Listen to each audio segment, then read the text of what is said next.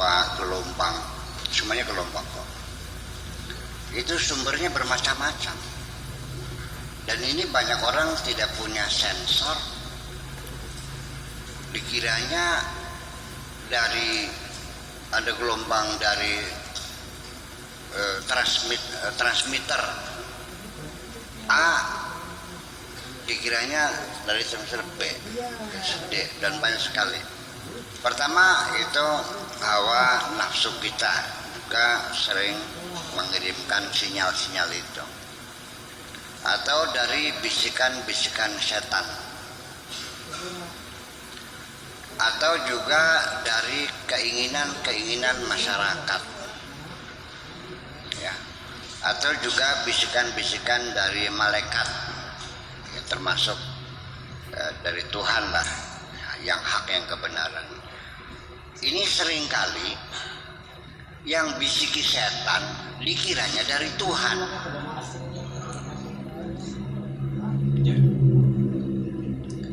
Perjalanan Nabi Ibrahim sendiri dalam berkholwat bertapa di padang pasir itu sendiri juga setan menggoda, datang menggoda, berbisik, bahkan hadir di depannya mengaku aku Tuhanmu dan mengatakan ahlaltu lakal muharramat, engkau sekarang sudah menjadi kekasihku, sekarang aku halalkan apa saja yang haram, sekarang aku halalkan. Di situ kan perlunya olah logika itu, dia berpikir mana mungkin Tuhan mengizinkan yang haram. Nah ini setan, dicari batu dilemparin kan gitu. Nah sampai sekarang kita menapak tilasi, kita bermusuhan dengan setan itu, kita lemparin, namanya balang jumrah itu. Nah itu juga terjadi kepada kita juga sama. Makanya dalam hal ini ada wilayah yang rawan. Makanya ketika engkau melakukan semacam itu, tolonglah ada pembimbing yang namanya mursyid itu, namanya syekh. Sebab kamu belum punya detektor. Nah gitu, nonong sendiri aja. Beli kitab di toko Atamimi, dibaca sendiri, dia malah sendiri, masuk hutan yang datang bergolak. Ya kan, ngaku Tuhan itu.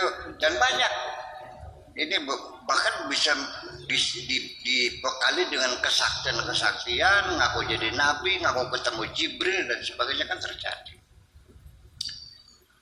dibuktikan dia ada kesaktiannya gitu. Nah itulah makanya sebaiknya gitu, saya tidak melarang, tapi sebaiknya kalau teks pesan orang-orang sufi mah begini, man ta'allama bi ghairi syaikhin fa syaikhuhu syaitan. Barang siapa belajar tanpa ada syekh mursyid, maka nanti syekhnya itu syaitan, kan datang menyaru gitu, menyelinap dalam itu. Nah makanya adakah kemudian lagi satu kejujuran. Yang kedua, kita jangan pernah lengah, terus sering mengevaluasi hasil kerja ini, tentang hasilnya, tentang positif negatifnya, tentang keuntungan dan kerugiannya. Akibat dari kerja ini dievaluasi. Kalau hasilnya itu negatif, merugikan, yang nggak mungkin yang Allah yang nyuruh dong. Barangkali itu salah satu, itu deteksinya masih pakai logika, tapi lumayan daripada tidak kan. Saya mau cerita, suatu hari, ini nggak usah dibilang ini apa, nggak usah cerita faktual ya, katakan saja imajiner ya, kisah-kisah imajiner, supaya jangan ada yang tersinggung lah, gitu, lagi marah lagi. Jadi dia itu mulai ketakutan ketika ada anak muda pulang dari perguruan tinggi Dr. Andes waktu itu, yang pinter, sehingga masyarakat itu kepengen ada reformasi, ada pembaruan lah dalam susunan DKM itu, yang pengen ada pembaruan. Jadi rupanya anak-anak muda ini rupanya kasak-kusuk menjago muda sarjana yang baru tamat dari perguruan tinggi ini untuk menjadi ketua DKM supaya nanti kualitas khotbahnya salatnya, karena dirasakan si imam nih giginya sudah ompong sehingga kalau baca Fatihahnya bacanya walap poli kan gitu, mengucapkan fa nggak jelas, shod nggak jelas kan gitu, kan fa juga sulit, fa ya udah rezekinya sih gitu.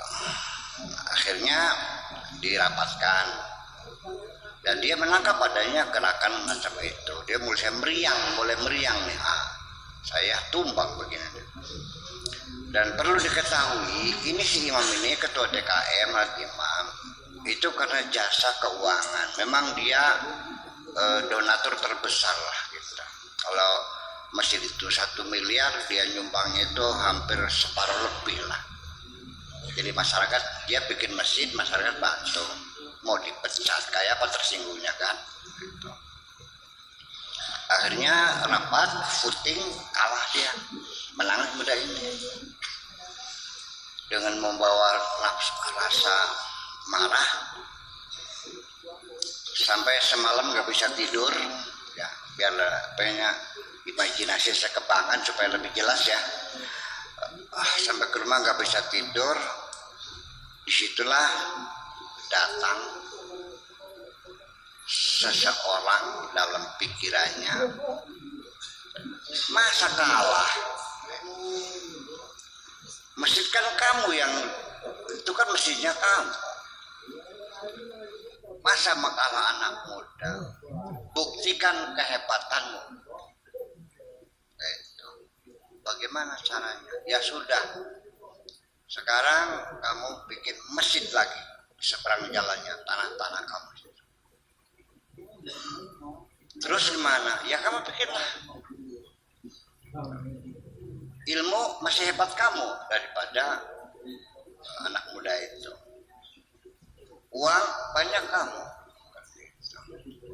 Terus lagi totok lagi kepalanya, bangun lagi dia terus. Jadi akhirnya ya udah. Akhirnya dia bikin masjid lagi. Saya tadi malam dapat ilham, wah untuk membuat masjid yang lebih mewah lagi. Sawah saya luas, apalah artinya akan saya tinggalkan semua. Saya ingin bawa pulang. Saya tanya gitu bilang, transfer akhirat semuanya. Ngapain kamu? Keluarga kamu mati ditinggal, anak cucu kamu belum tentu mendoakan kamu. Bikin masjid yang besar. Akhirnya dibikin lagi lebih mewah. Setelah jadi, bikin Jumat lagi, berseberangan jalannya. Mikrofonnya saling dihadapkan, setiap khotbah Jumat saling ejek-ejekan. Malah untuk mencari jamaah itu cegat-cegatan. Di perapatan sana siapkan gula batu sama teh. Yang seberang perapatan sana dicegat lagi masyarakatnya dengan kaos. Sholatnya sini saja. Nah, di situ diperlukan kecerdasan kita, pakai logika saja dulu. Sehingga masyarakat terbelah menjadi dua, saling bermusuhan. Coba pakai kecerdasan, logika saja dulu, nggak usah pakai spiritual, pakai logika yang sehat saja. Mungkinkah Allah menyuruhmu memecah belah umat? Ini satu pelajaran penting bagi kita, sadarlah bahwa perpecahan antar kita tidak disuruh oleh Allah, yang nyuruh setan. Mana mungkin akhirnya permusuhan satu dengan yang lain, ejek-ejekan. Nah, ketika setan itu bisa memecah belah umat, dia berarti mencapai target. Kalau iblis menggoda seseorang maksiat, melacur, ngadu ayam atau mabok, itunya personal, orang per orang. Tapi ini masyarakat yang dibikin pecah belah semua. Nah, itulah makanya kita mesti cerdas. Jadi jangan kerasa kusut dulu. Kalau ada bisikan-bisikan semacam itu, coba kita pakai, ada standar operasional SOP-nya itu, coba diteliti bagaimana petunjuk Allah di dalam Al-Qur'annya, kan begitu. Nah ya, kan jelas, wa'tasimu bihablillahi jami'a wa la tafarraqu. Bersatu padulah, jangan berpecah belah. Jadi selama ini umat Islam yang berpecah belah, sebenarnya kamu nurut siapa? Terima kasih.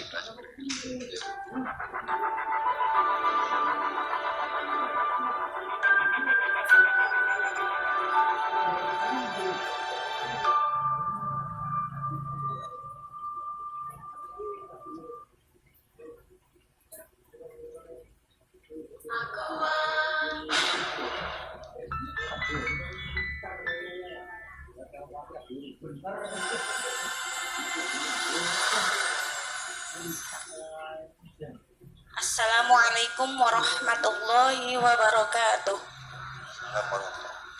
Mohon maaf Buya, saya tidak bisa berdiri.